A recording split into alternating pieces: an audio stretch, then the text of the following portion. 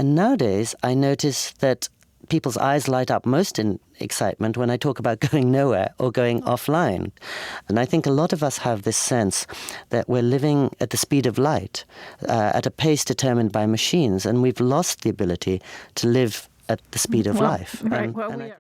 And I think all of us know we are happiest when we forget ourselves, when we forget the time, when we lose ourselves in a beautiful piece of music or a movie or deep conversation with a friend or an intimate encounter with someone we love.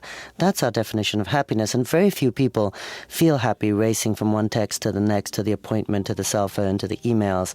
If people are happy like that, that's great. But I think a lot of us have got caught up in this cycle that we don't know how to stop and isn't sustaining us in the deepest way. And I think we all know our outer lives are only as good as our inner lives. So to neglect our inner lives is really to incapacitate our outer lives. We don't have so much to give to other people or the world or our job or our kids.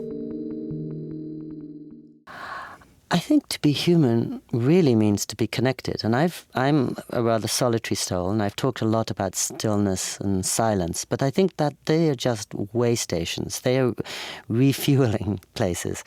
It's funny, when we go to an airport nowadays, there's so many recharging stations for our devices and very few for our soul. All of a sudden, there are all these recharging stations, yes. And we quickly realize it's actually, it's only when we recharge our soul we can make better use of our devices.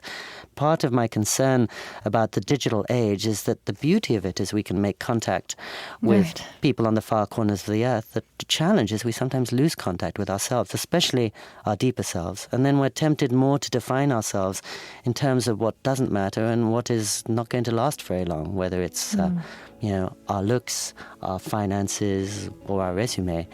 And I don't think anyone gets the richer if he or she defines herself in those terms. So I think to be human is to try to find the best part of yourself that is in fact beyond yourself and much wiser than you are, and have that to share with everyone you care for.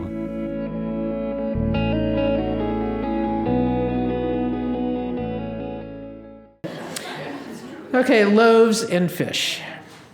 I always joked that the miracle of loaves and fish was sharing. The women always knew this, but in this moment of need and notoriety, I ache, tremble, almost weep at folks so hungry, malnourished, faced with spiritual famine of epic proportions. My heart aches with their need. Apostle-like I whine, what are we among so many? The consistent 2,000-year-old ever-new response is this: blessed and broken, you are enough. I savor the blessed, cower at the broken, and pray to be enough.